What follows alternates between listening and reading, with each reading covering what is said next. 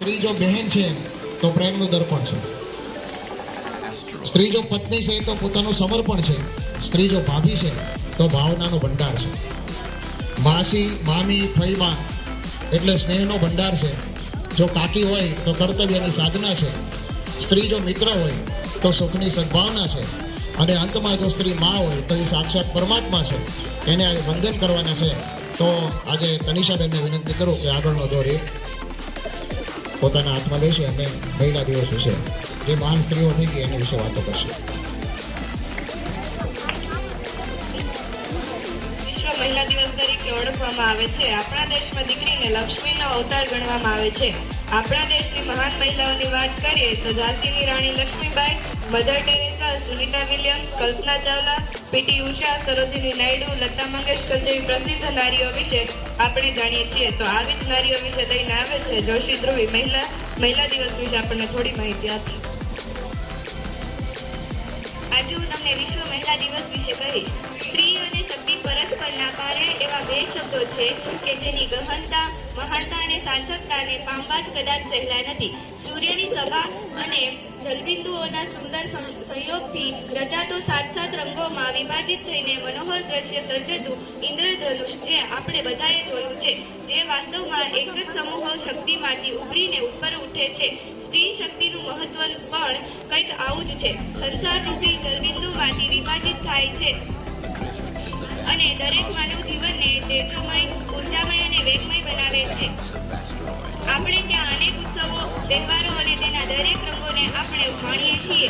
જન્માષ્ટમીના હર્ષોલ્લાસના રંગો, દિવાળીના રંગોળીના રંગો, હોળીના મનગમતા રંગબેરંગી રંગો, વસંત પંચમીના ફૂલોના રંગો કે પછી વિઘ્નહર્તા ગણેશની સ્થાપના રંગો સ્વરૂપે અને એક સમાન છે. નારીના વિવિધ રંગો સ્વરૂપે 1911થી માનવામાં આવતો આંતરરાષ્ટ્રીય મહિલા દિવસ એ તો સાંપ્રત સમયની શોધ છે. પરંતુ પ્રાચીન ભારતની અસ્મિતાનો શ્રાવણ વદ અમાસના દિવસે તો માતૃદિન તરીકે ઉજવાય છે.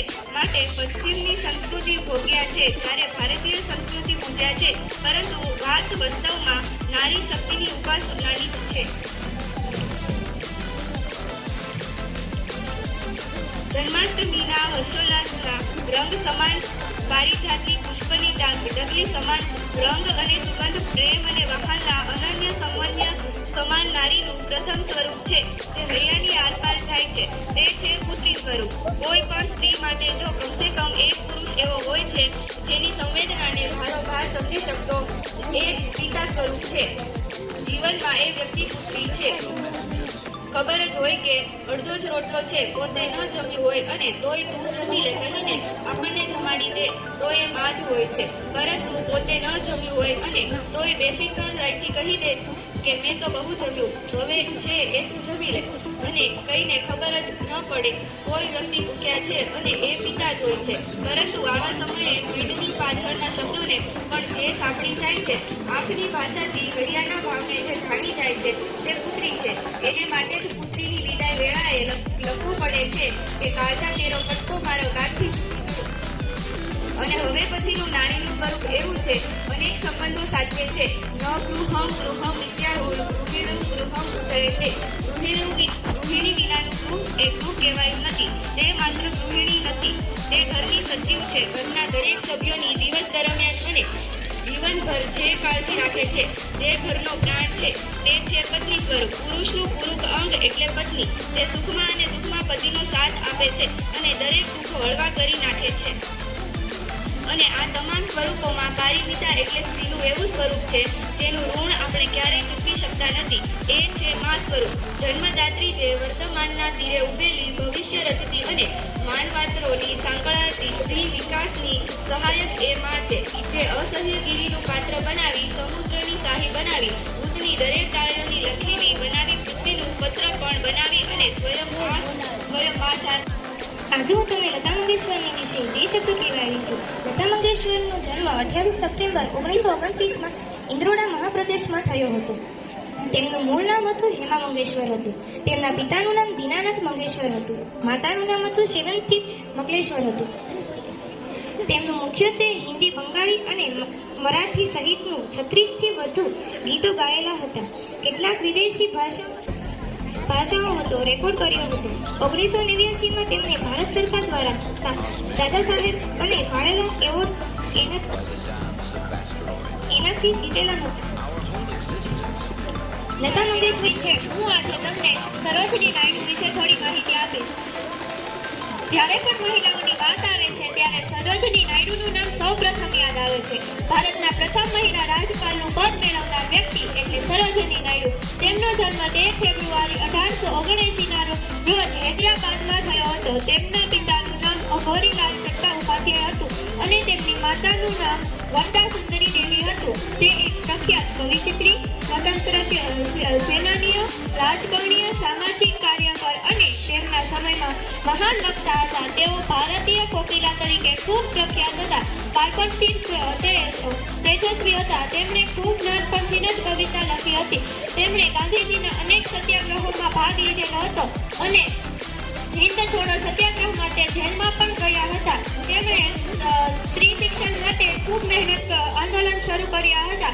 ભારત માતાની સાથે સાથે ભારતીય નારીને પડદા પાછળથી બહાર લાવવાનું કાર્ય પણ તેમણે કર્યું હતું. સરોજની તેમણે સ્ત્રીઓ માટે સ્વાભિમાનની ભાવના જગાડી હતી. તેમનો જન્મદિવસ રાષ્ટ્રીય મહિલા દિવસ તરીકે ઉજવવામાં આવે છે.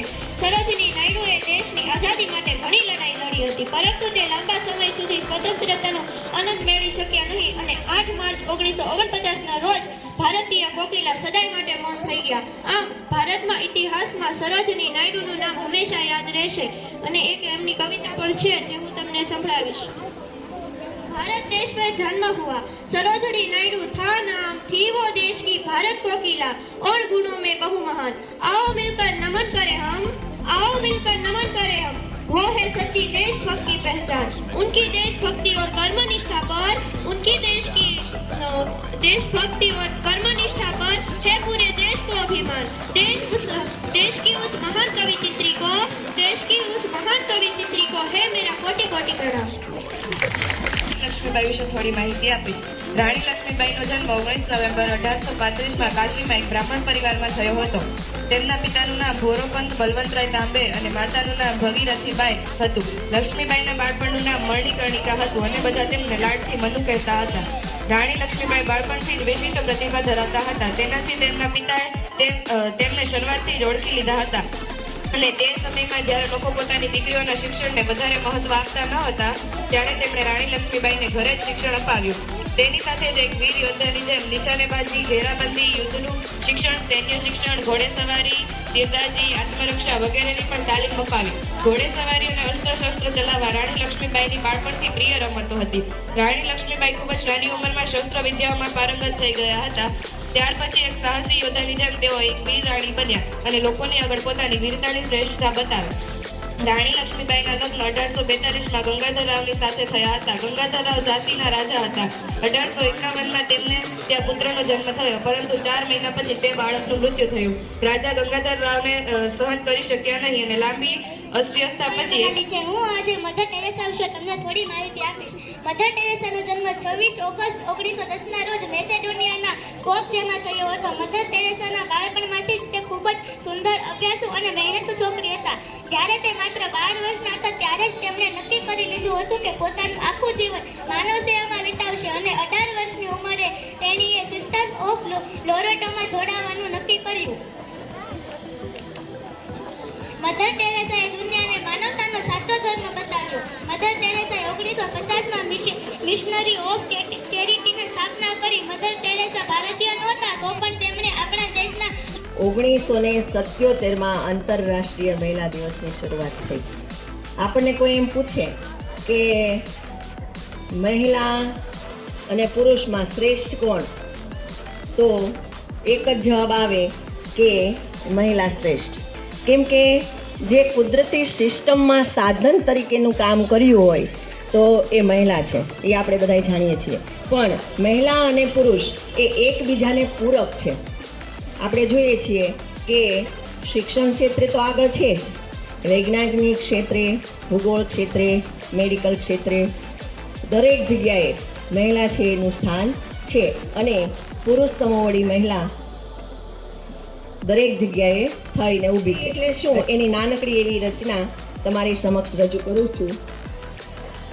સ્ત્રી એટલે જેનામાં સૂર્ય જેવું તેજ છે, જેનામાં ચંદ્ર જેવી શીતળતા છે, મોરના લાવી શકે છે, મેઘધનુષના રંગો જેના જીવનમાં ભર્યા છે. જગદીશ એટલે કે ઉપરવાળા પરમેશ્વર.